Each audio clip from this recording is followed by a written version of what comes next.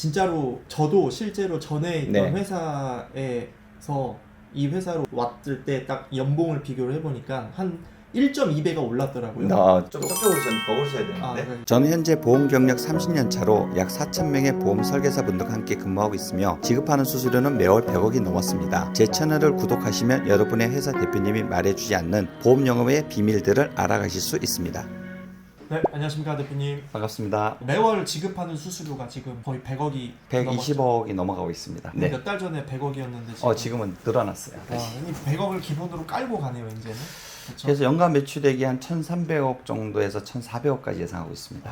진짜 어마어마하게 성장을 한 것 네. 같습니다. 저도 깜짝 놀라고 있습니다. 네, 이 업계에 보면 굉장히 네. 이직이 잦잖아요. 안타깝지만 현실이죠. 그게 현실인데 이직을 하는 과정에서 보면 사실은 신뢰에 대한 문제가 깨져서 그렇죠. 다른 회사를 계속 이제 알아보는 네. 경우가 많거든요. 맞습니다. 근데 제가 여기 회사에 와서 바라봤을 때 이직을 대부분 안 하더라고요. 여기 회사에 저희는 와서는. 잘 안 합니다. 네, 생각보다 사람들이 이직을 하라고 해도 안 하고 나가라고 해도 안 나가고. 네, 저희는 뭐 오는 사람 안 잡고 가는 사람 안 잡습니다. 네, 그래서 진짜로 이제 뭔가 이 투명하다 네. 이런 걸 좀 많이 느끼고 있거든요. 맞습니다. 네, 대표님의 이제 경영 철학이라든지 네. 그다음에 또 이직을 알아보는 그런 네. 사람들한테 또 도움이 될 만한 내용들을 좀 말씀해 주시면 좋을 것 같습니다. 일단 저희는 이직하는 분들은 거의 잘 안 계시고요. 혹시나 불가피하게 이직을 해야 되는 경우가 있다라면은 좀 이직하는 분이 서운하지 않도록 그 사이 불이익을 안 보도록 그렇게 해주는 게 원칙입니다. 다만 이제 중간 관리자가 있거나 또 위에 관리자가 투자한 자금이 있거나 뭐 이런 게 있다면 좀 예외일 수는 있겠지만 정착증을 받았다거나 여러 가지 그 투자 금액 대비 갑작스러운 이직으로 해서 관리자가 어떠한 불이익을 할 수 있는 그 관리자 의견을 제가 받아들이고요. 통상적으로는 회사 대 저희 회사에서 취하는 기본은 해당된 그분이 만약에 불가피 이직을 해야 된다라면 저희가 최대한 서운하지 않도록 그 파트너로서 그분을 존중을 해서 그 사람이 이룬 업적이나 실적에 대해서도 오늘 보장을 해주고 하는 게 저희는 기본으로 돼 있습니다. 근데 이제 면담을 하다 보면 좀 안타까운 경우가 많이 있어요. 본인들이 어느 회사에 가서 1년이나 10년간 일을 했는데 막상 일을 하고 나서 어떠한 조건이 달라져서 또는 환경이 바꿔져서 또는 본인이 받는 조건이 정말로 불리한 걸 늦게 알아서 이제 할 수 없이 나오려고 하다 보니까 그 불이익이 점점 커지는 거죠. 그럴 때 너무나 안타깝고요. 본인이 5년 동안 10년 동안 고생한 것이 어느 아침에 평가가 제로가 되면서 빈손으로 나와야 되는 경우를 많이 봅니다. 그럴 때 정말 너무 안타깝고요. 이제 막상 그런 분들이 큰 결심을 하고 저희하고 면담을 하고 저희 회사 시스템 설명을 드리고 같이 해서 10년 동안 쌓았던 걸 버리시고 또 저희 회사 오셔가지고 한 5년 만에 10년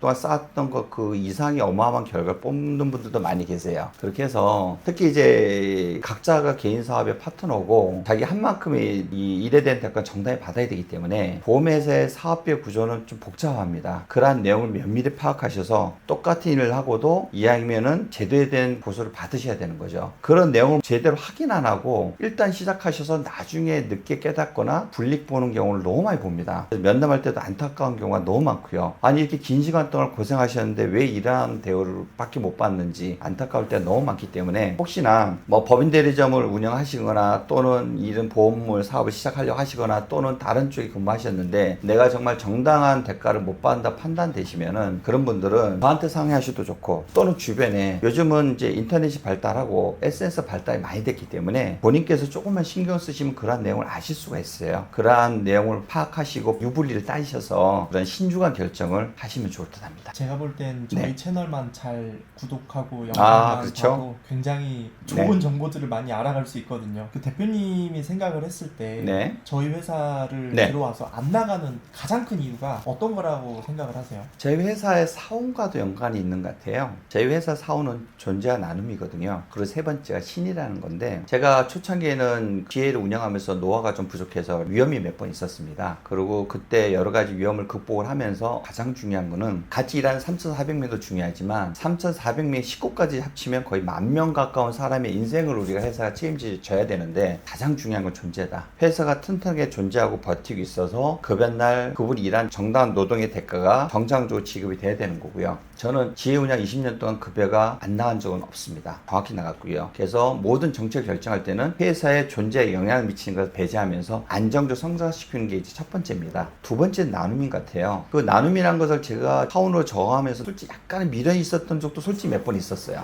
왜?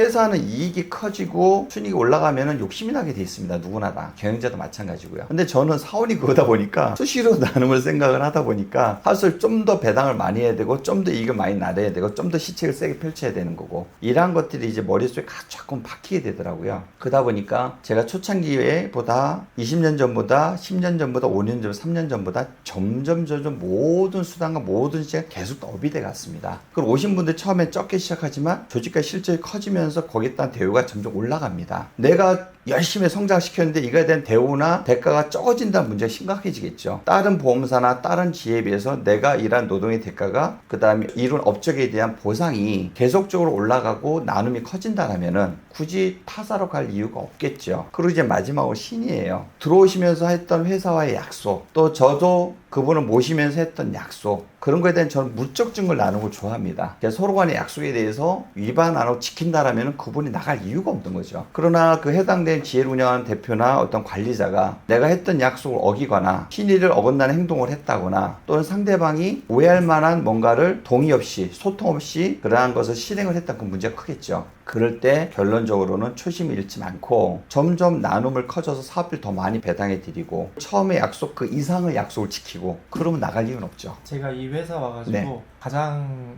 크게 배운 거 하나가 대표님이 말씀해 주셨는데 작성자 불이익의 원칙이라는 게 있습니다. 그게 굉장히 단어가 마음에 들거든요. 저는 네. 그거에 대해서도 한번 이야기해 주시면 좋을 것 같습니다. 저는 예전에 제가 거꾸로 그 반대의 피해를 본 거가 솔직히 많아요. 왜냐하면 저도 법률 전문가가 아니라서 단 하나하나의 그 뜻을 심오하게 잘 모릅니다. 옛날에는 협의와 합의에 대한 단어조차 이해를 좀 못했어요. 그러나 막상 서로 할 때 협의와 합의는 어마어마한 결과를 초래할 수도 있거든요. 그래서 어떠한 계약서 쓸 때 선의의 의도로서 파트너 상대방을 존중을 해야 되고요. 그럼 그런 계약서에 대해 상대방의 이해도가 좀 떨어졌다라면은 작성한 사람이 먼저 좀 더 한 번 더 깊게 생각하고 작성을 했기 때문에 작성한 사람이 그분에 대한 제대한 설득을 해야 되는 거고, 그런 설득이 제대로 안 되고 오해가 됐다라면 이거는 작성한 사람이 잘못 설명한 거고 잘못 표현한 거죠. 그래서 그럴 때는 작성한 사람이 그 약간의 불이익이 무엇인지 모르겠지만 그 불이익을 본인이 감수를 하고 해야 된다. 그렇지 않다면 본인이 그 서류에 명확하게 적든가 또는 설명할 때 명확하게 설명을 하든가, 작성한 사람이 저는 그러한 불이익을 져야 된다고 생각을 하기 때문에 제가 가끔 이야기를 합니다. 작성자 불이익의 원칙이 있으니 특히 더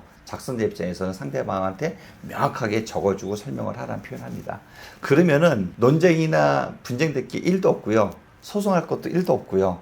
아무런 문제될 게 없습니다. 제가 봤을 때 네. 이거를 악용하면 물론 당연히 안 네. 되고 상대방이 뭔가를 욕심을 내면 안 네. 되겠지만 맞습니다. 뭔가 서로 간에 오해가 생기거나 정확하게 짚지 못했을 경우에 네. 충분히 어떤 방향성을 잡을 때 굉장히 좋은 내용인 것 같거든요. 맞습니다. 네. 네. 그래서 이런 부분이 하나 두 개가 일을 하면서 신뢰가 쌓이다 보면 다른 데 갈 생각 자체를 하지 않을 것 같습니다. 아예 안 하시죠? 네. 소통가서 오해가 해소가 되니까. 예, 알겠습니다. 진짜로 저도 실제로 전에 있던 네. 회사에서 이 회사로 왔을 때 딱 연봉을 비교를 해보니까 한 1.2배가 올랐더라고요. 좀 적게 오르셨는데 더 오르셔야 아, 되는데. 네. 기존에도 네. 좀 많이 받아가지고. 네네네.